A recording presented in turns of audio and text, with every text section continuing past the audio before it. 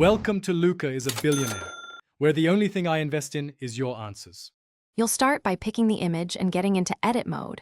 Open Photos, select the picture, and tap Edit. Once done, tap the three-dot menu to reveal markup and stickers. These are the tools you'll use to place emoji over the face. Make sure the image is high enough resolution so the emoji doesn't pixelate. If it's a live photo, decide whether to edit the key photo. Otherwise, proceed with the static frame you want to mask. Now you'll add the emoji and match it to the face.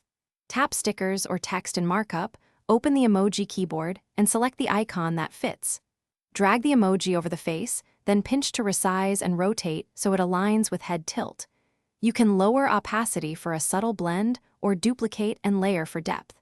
Make sure edges cover the entire face, paying attention to expression lines, then tap Done to lock placement before moving to Finish by saving your edit.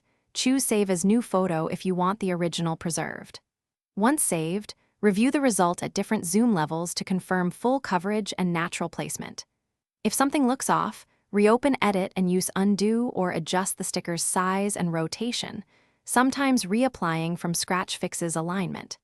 If the emoji won't behave, make sure iOS is up to date, or export to a third-party app for pixel-perfect masking before sharing. Thanks for watching and please subscribe. It's the best investment you'll ever make.